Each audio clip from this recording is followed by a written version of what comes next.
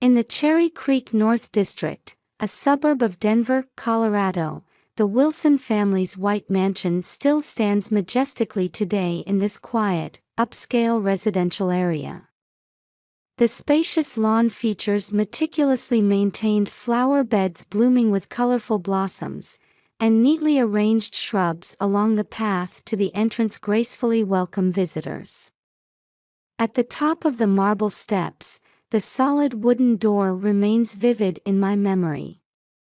I, Rachel Wilson, spent 17 years in this house. I did my homework in front of the living room fireplace, shared meals with my family in the dining room, and dreamed dreams in my second-floor bedroom. Until that rainy night when I left home with just a small backpack. 16 years have passed. Today, I've established myself in Denver's real estate industry. I live with my son Matthew on the top floor of a high-rise apartment near Cherry Creek Shopping Center, with a view of the majestic Rocky Mountains. Like my mother at the same age, I became a mother, and now I face my 16-year-old son after being driven from my home. Perhaps it's life's irony. My father, Michael, graduated from the University of Denver and became a successful certified public accountant. The image of him walking with a straight back in his Brooks Brothers suit is still etched in my mind. Even in retirement, his stubborn and conservative nature hasn't changed a bit. He values appearances above all else and deeply trusts and respects his brother, Stephen. My mother, Linda, devoted her life to church activities as a typical housewife dressed in elegant Talbot's clothing. She was a central figure in the Women's Association at First Presbyterian Church, always throwing herself into volunteer work after Sunday Mass. She was absolutely obedient to her husband and never defied him. My mother, who used the Bible's teachings as a shield, continued to turn a blind eye to reality. Sometimes I catch glimpses of regret for not being able to protect me then, still lurking in the depths of her eyes. My uncle Stephen, my father's brother, earned respect in the community as the president of a local construction company and through his dedication to charitable activities. Unmarried, he lived next door to us and made it his daily routine to dine with our family. At Sunday roasts, he always sat across from me, greeting me with a gentle smile. Until I was banished, the Wilson family was known as a prominent local family. We hosted neighborhood parties for Thanksgiving and decorated the street with luxurious Christmas illuminations. My father and uncle were bound by strong trust, and my mother followed their lead. They say my photograph is still the only one missing from the living room walls lined with old furniture. The high school graduation photo that once hung there was removed by someone's hand on that night 16 years ago. On the surface, we were the perfect family. We were always praised as exemplary at PTA meetings and church events. However, the reality held secrets that couldn't be told to anyone. Until that day when I, at 17, revealed the truth, no one had noticed, or perhaps chosen not to notice, the distortion in this family. In 2008, we were spending our usual after-dinner time together as a family.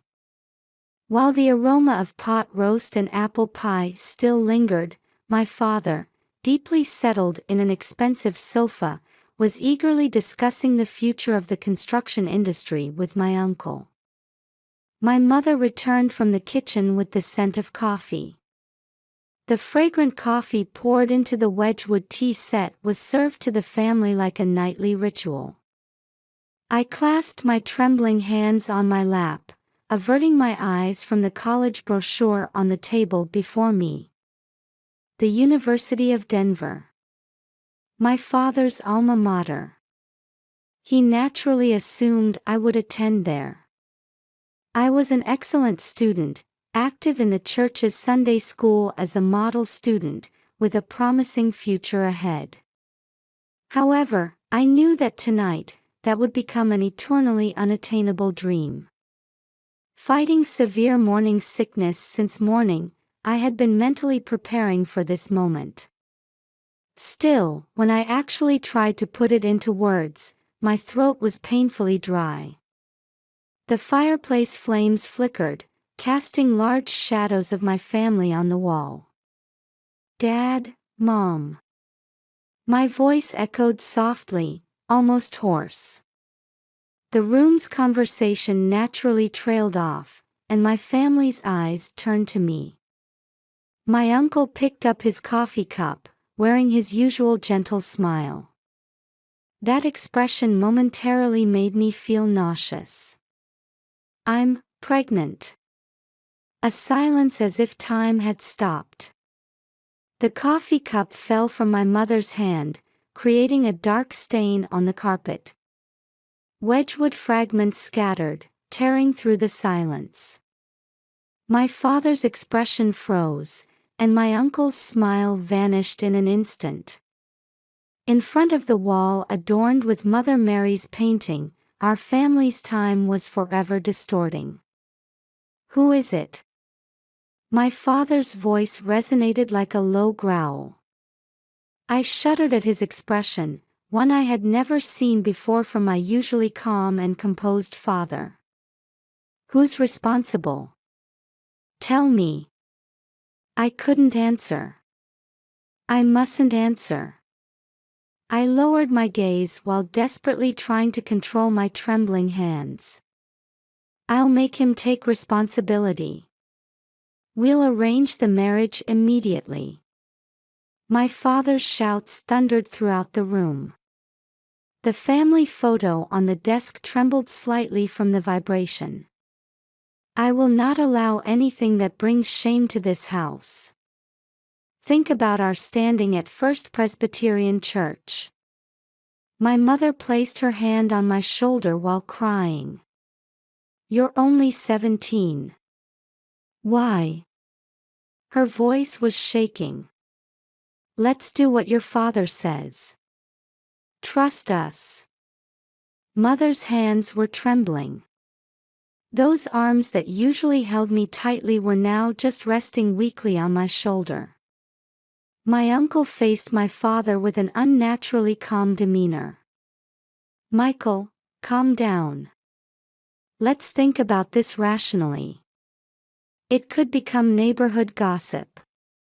But my father's anger wouldn't subside.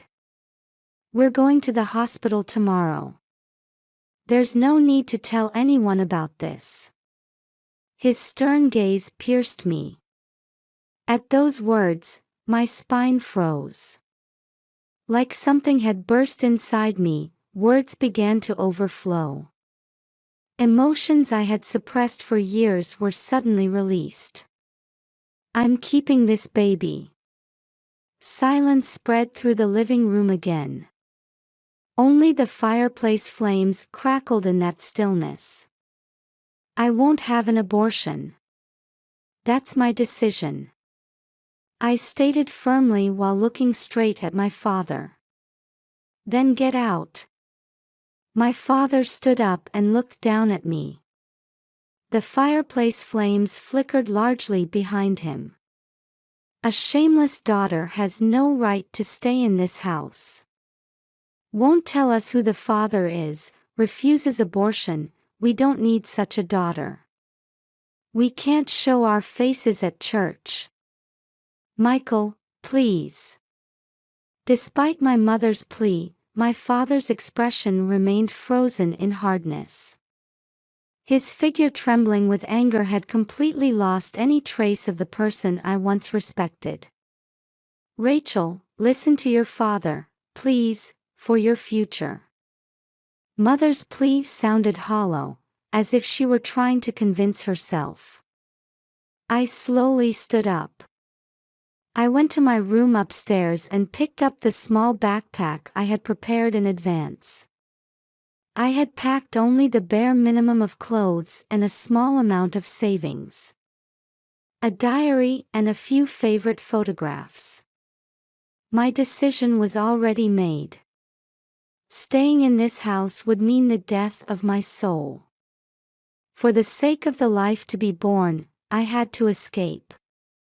The sound of my footsteps descending the stairs echoed heavily. In the living room, my father was trembling with anger, and my mother had collapsed on the floor, crying. Goodbye. With just that word, I opened the front door.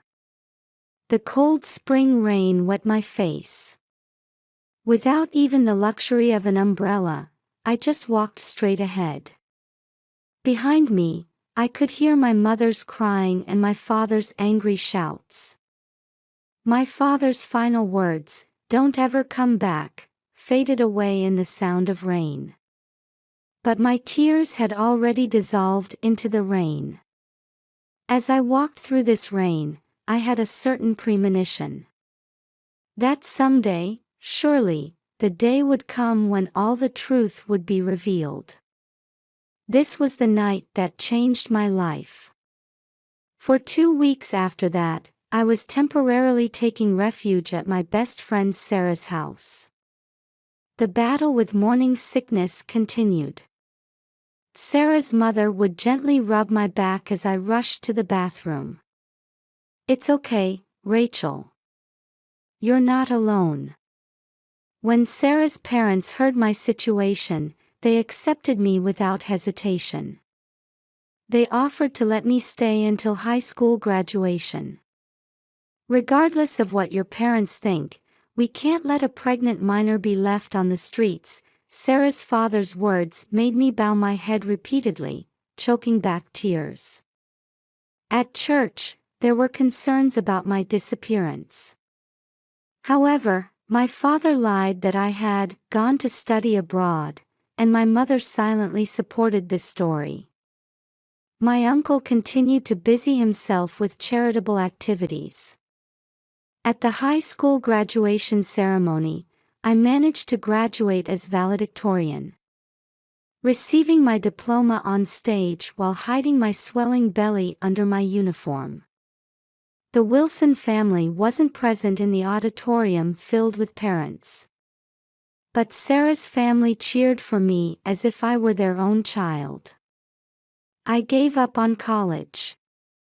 Instead, I started working part-time as a cashier at a local supermarket.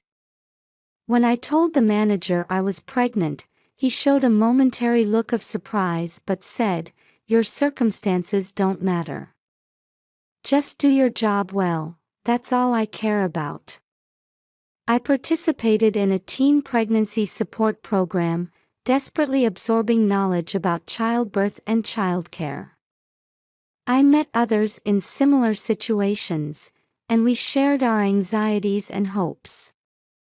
"For the baby" became our motto. I gradually collected second-hand baby beds and clothes, saving coins in an old piggy bank. On weekends, Sarah would go with me to second-hand shops. "Don't you think this romper is cute? This blanket feels nice." Such trivial conversations healed my anxious heart.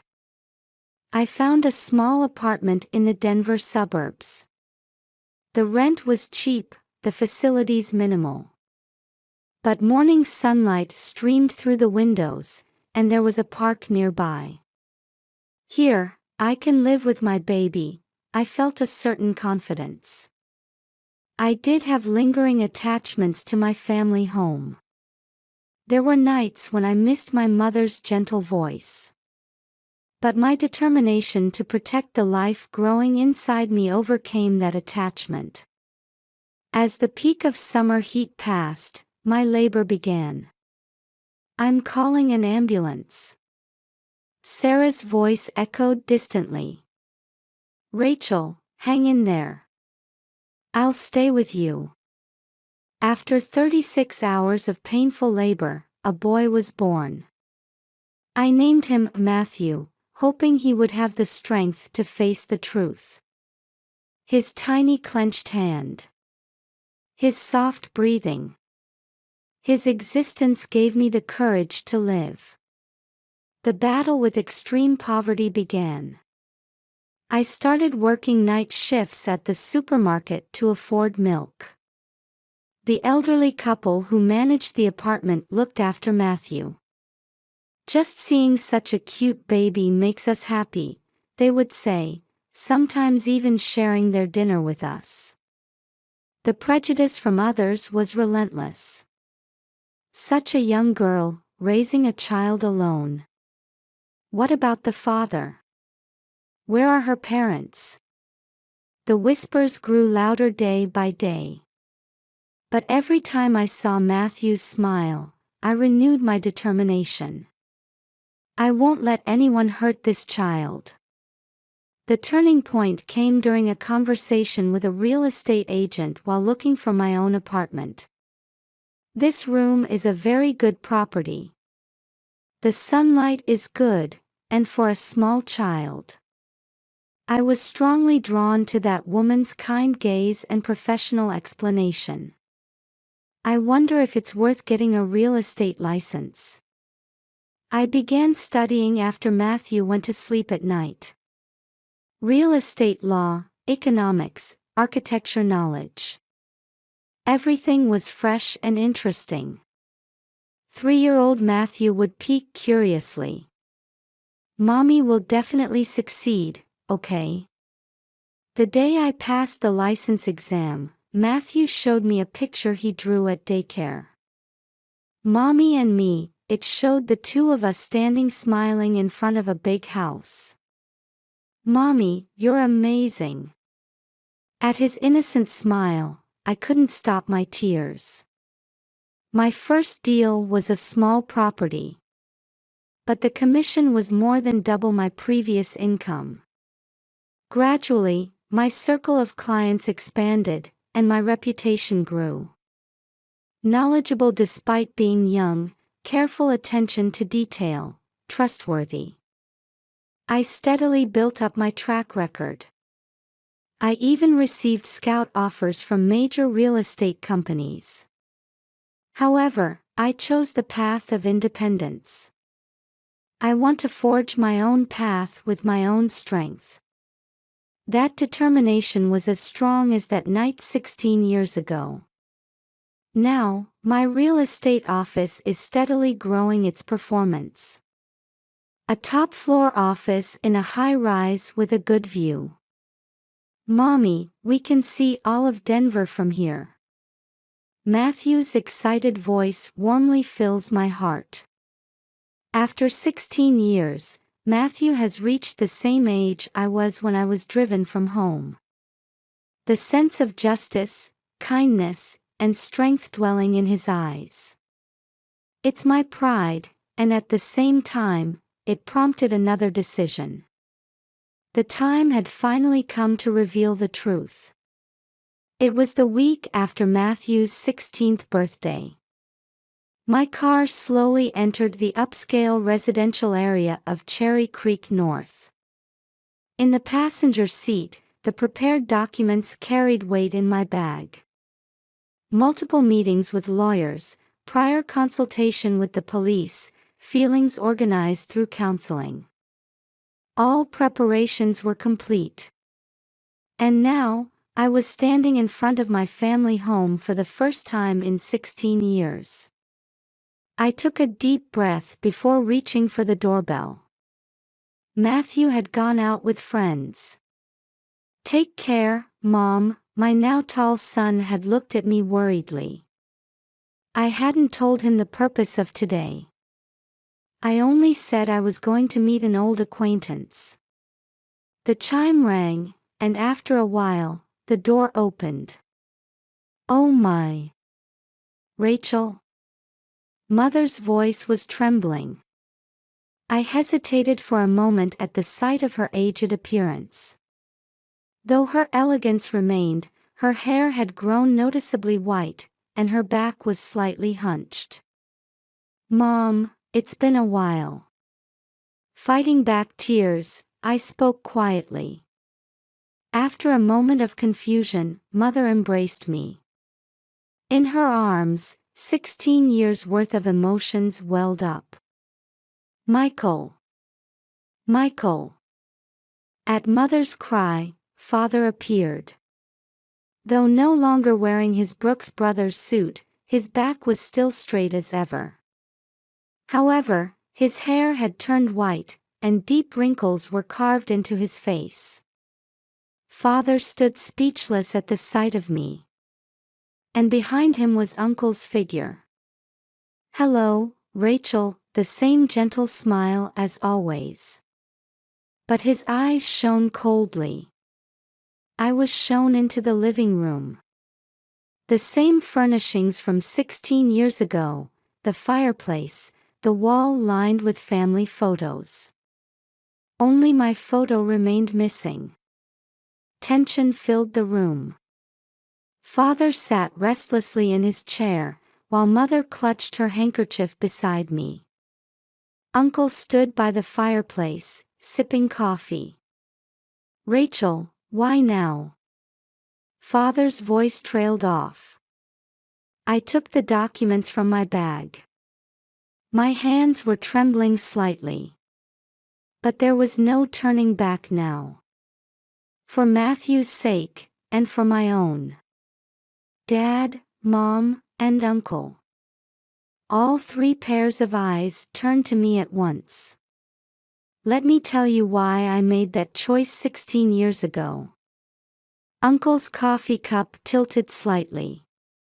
From when I was 16. Words caught in my throat. But just as practiced in counseling, I carefully formed each word. I was sexually abused, by Uncle.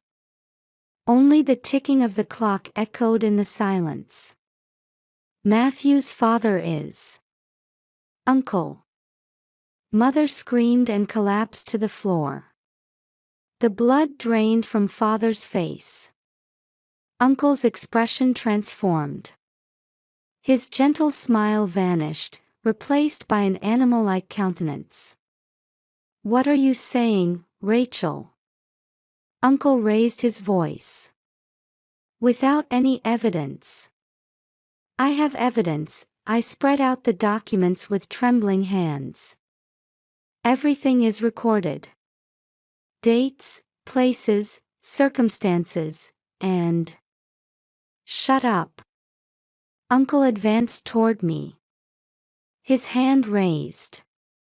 At that moment, Mother stood up with her phone and shouted, "The police have already been notified."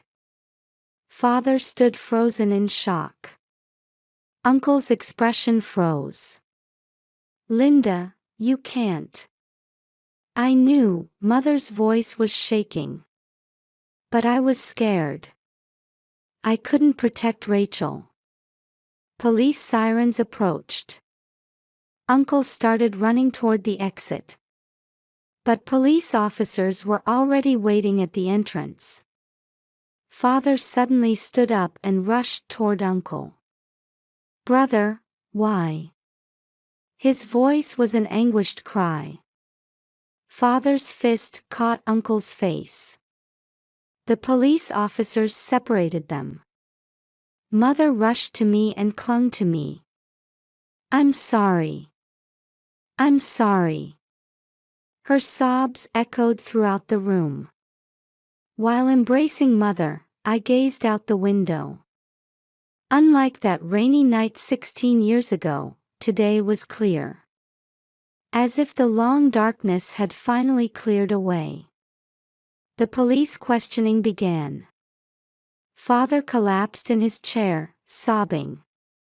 Mother held my hand tightly, still trembling. And I began opening the doors of memory I had sealed away for 16 years, one by one. It was a painful process. But as I spoke the truth, I could feel the burden on my heart gradually lightening. That evening, I called Matthew. "Mom, are you okay?" At my son's gentle voice, tears welled up. Yes, I'm fine. Finally, everything is over.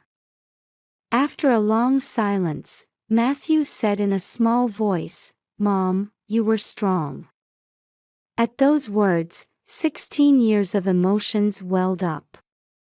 Speaking the truth might create new wounds. But at the same time, it was the first step toward healing old ones.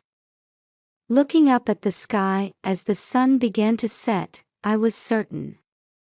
This wasn't the end, but a new beginning. The real healing for our family, and for us, would start from here. The verdict came down 6 months after I revealed the truth. In the Denver District Court, Stephen Wilson was sentenced to 15 years in prison.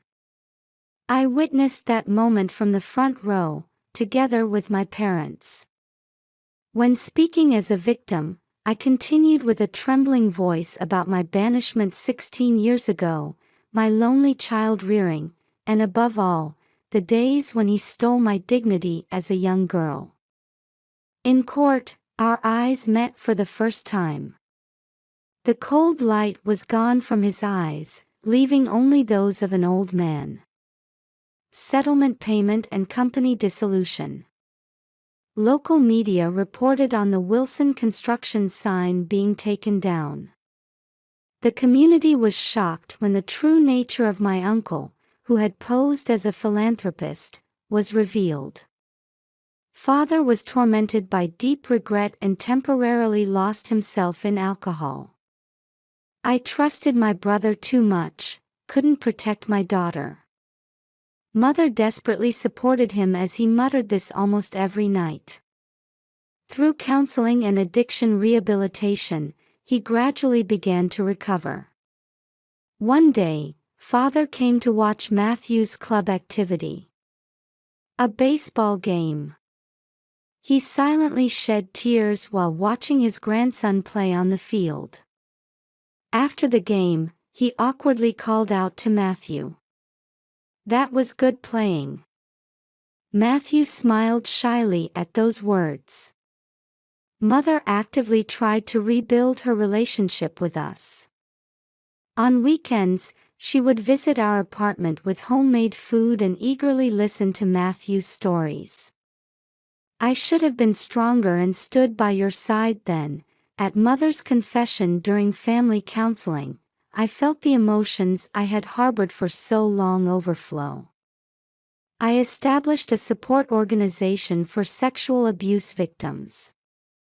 I wanted to bring hope to others suffering in similar situations. With the motto, "Silence only protects the perpetrator," I give lectures in various places.